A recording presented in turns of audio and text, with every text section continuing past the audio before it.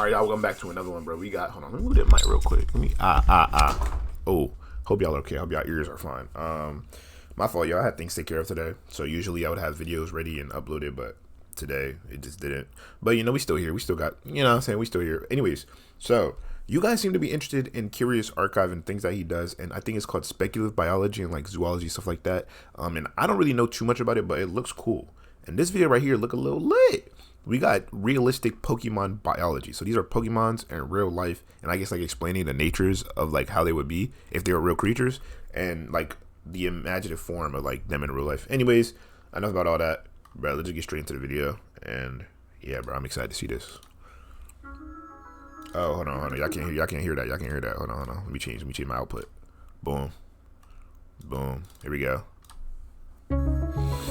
Have you ever wondered what Pokemon might look like as realistic creatures? By their very nature, Pokemon are highly stylized, so reimagining them as more biologically feasible life forms presents an exciting challenge. This concept is the Not really though, because reptiles and creatures are very colorful in nature. Idea behind the Realistic Pokemon Project, a series by R.J. Palmer, aka Arvalis, who is one of my favorite creature designers, and is so talented he was hired to assist with the designs for movies like Detective Pikachu. Jeez, that looks nice. And Charizard's my favorite. Well, Charmander, not Charizard. What happened? Why did the video just stop like that? Pikachu, and I have links to where you can follow and support him in this video's description. His art imagines what kind of biology a more scientifically grounded version of a Pokemon might have, often with fascinating results. So for this entry into the archive, you can expect a Pokemon nature documentary of sorts, examining Palmer's redesigned Pokemon as if they were real animals. Before we get started, a quick disclaimer. I ain't gonna lie, bro. I might need Bulbasaur. That's Bulbasaur, right? Or is that Squirtle? I forgot the evolution version, but I need the big blue motherfucker. That he look crazy. These realistic life forms are an awesome speculative exercise, but not an attempt to somehow improve the stylized designs of the original games. They're just meant to be interesting alternate takes. Also, when Palmer calls these designs realistic, he means they ground the appearance of Pokemon in real-world anatomy, but many are of course still more fantastical than what you'd likely find in nature, and in some cases still possess their elemental abilities, because it's more exciting that way. He incorporates real science and biology when he can, but the main goal of this project is just to have fun. With that said, let's get started, and dive into the incredible world of realistic Pokemon.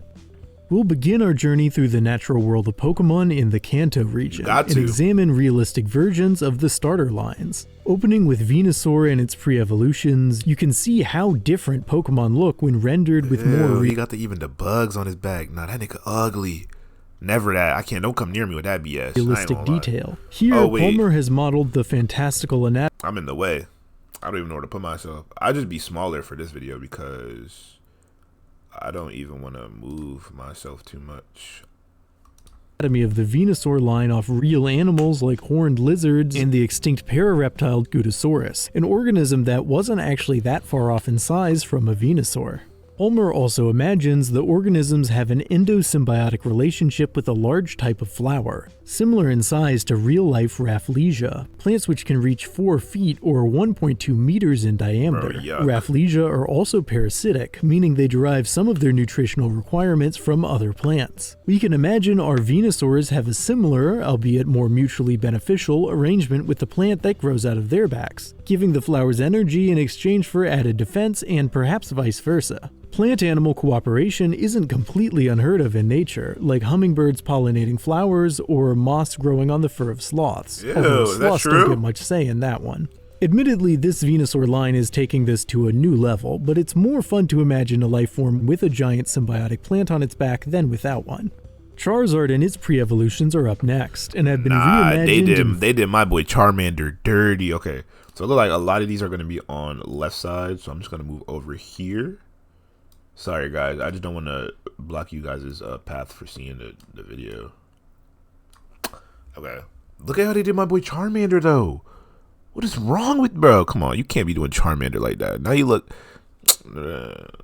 fearsome detail. Palmer adds new complexities of scale patterns, ridges, and layers of muscle to help Even ground these more Charmeleon fantastical looks creatures terrible. in the natural world. Charmeleon For looks like a inspiration, mite. Palmer has drawn from the appearance of many different types of real-world reptiles, some of which look like they could be from another world if you stare at them long enough. The claws on the forelimbs in particular remind me of the anatomy of monitor lizards like the Komodo dragon, which in real life can grow up to 10 feet or 3 meters. And like most monitor lizards, this more biologically feasible version of Charizard usually stays lower to the ground due to its weight, and is rearing up in this image as an intimidation display. And the last starter we'll be covering here is I Blastoise said and its Bulbasaur? pre-evolutions. These turtle-like creatures now seem much better adapted for life in an aquatic environment, with sea turtle biology forming the basis for all three designs. Palmer imagines Squirtle might have a long, water-like... Squirtle kind of cool. Squirtle kind of cool. I might need Squirtle. If this is how they look like in real life, I would pick Squirtle. No cap. tail No to cap. steer through Why the do- water, why would I want and Charmander? much like a baby sea turtle, are quite a bit slower on land. In contrast, War Turtles, seen here having a minor standoff with a quite realistic Krabby, spend much of their time resting on the sea floor. Palmer has depicted War Turtles' head fins as a unique kind of fan coral that grow from the creature's head due to their sedentary lifestyle. And the aquatic behemoth Blastoise is perhaps the trickiest to get right. Cleverly, Palmer has reimagined its cannons as biological water jets, much like the ones some real-world squid species use for propulsion, although Blastoise's jets have evolved to be much more powerful. If you look closely, you can see a Staryu and Shellder in this image too, which creates an immersive sense of a rich underwater ecosystem.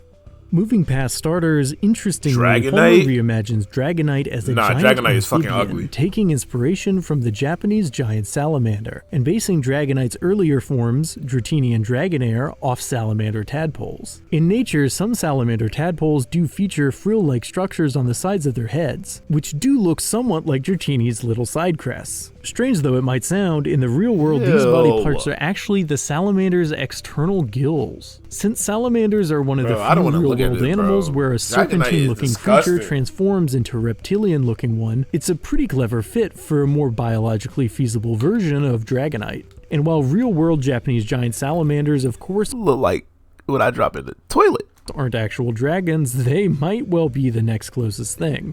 Up next, we have various evolutions of the unique Pokemon I ain't gonna Eevee. lie. The black one look cool. The fish one look cool. The lightning one look cool. Fire one is okay. The psychic one is, oh my god.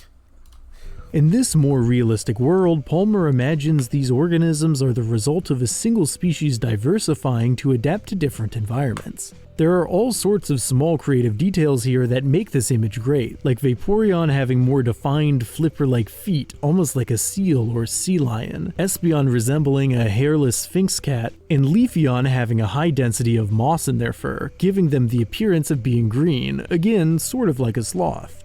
In the category of legendary Pokemon, Palmer imagines Arcanine as a powerful predator, taking anatomical inspiration That's a nice from Pokemon. canines, of course, That's a but nice also Pokemon. borrowing features from lions and tigers, which makes sense considering That tongue is Arcanine in crazy. the games has something of a lion's mane and some tiger-like Why do you markings flick on his its tongue like side. that? Plus, if any real animals deserve the title of legendary, lions and tigers are definitely among them, so it makes sense that a more lifelike Arcanine would resemble them. Palmer also drew the pre-evolved form Growlithe, which I think looks a bit like a lion cub. A small detail I like is that this cub seems to be playing with a Turtwig, although the Turtwig doesn't seem too happy about it. For the Pokemon Nidoking, Palmer took inspiration from various sources, adding the leathery armor and central horn of a These are rhino, cool, though. while These also ones stink. They're borrowing just the so claws ugly. and spines of a They're porcupine cool, but for the ugly. rest of the anatomy. Because in my mind, I'm imagining, like, this is what I'm going to be capturing as a Pokemon trainer. You know what I mean? Result is Is a that Pikachu? Hold on, look, what is truly unique looking creature. And near this Pokemon's Pikachu tail, is down Palmer snuck in a terrible realistic off of that, bro. interpretation of Pikachu, which not surprisingly looks quite rodent-like. In the realm of flying types, Palmer has converted Honchkrow into a much more biologically feasible looking creature, an impressive feat considering how stylized Honchkrow are in the games. Their beards have been reimagined as part of their body they can puff up to attract mates, similar to the displays of some birds of paradise. Their hats have also been reimagined as unique looking bony plates, which are actually quite similar to the bony plates on the heads of real-life cassowaries, plates that these giant birds can use as a deceptively powerful weapon. Another challenging Pokemon to make realistic is Garchomp, who happens to be one of my personal favorites. This version is an imposing— Ain't Garchomp legendary? Or am I mistaken? No, it's not legendary. Is Garchomp, who happens to be one of my personal favorites. This version is an imposing carnivore, imagined as a fusion of a theropod dinosaur and some kind of shark, just on land. In fact, I could imagine this strange predator stalking the sands of an arid environment. Definitely one realistic Pokemon which might be dangerous to encounter in nature. Another dinosaur-like Pokemon, but with some intriguing insect-like influences, is Scyther, depicted here looking quite different from its original design. Yeah, it do look real different. The creature's forms in this version resemble those of a mantis, although this reinterpretation also has some pretty clear theropod influences as well. Its wings are depicted as a kind of back sail, almost like a thinner version of the sails on the backs of dinosaurs like Spinosaurus. What are you doing? Inventive reimagining. Is that how you make love in that motherfucker? Why is he... Perhaps the trickiest Pokemon on this list to imagine as a living organism is Gengar and its pre-evolutions. Instead of ghosts, this evolutionary line has been reimagined as bat-like organisms, which fits their spooky theme. Starting with Ghastly, Palmer depicts this bizarre pre-evolution as a poisonous bat with a specialized helium bladder that allows it to float, almost like a living balloon. Strange? Sure, but you've got to get creative when imagining a ghost type as a wild animal. Or you can just make it a ghost. Haunters have been realized with translucent wings to give them that floating hand look, which is a creative way to ground the design biologically. It is. And finally, Gengar is a heavier terrestrial creature, which Palmer imagines as an active carnivore.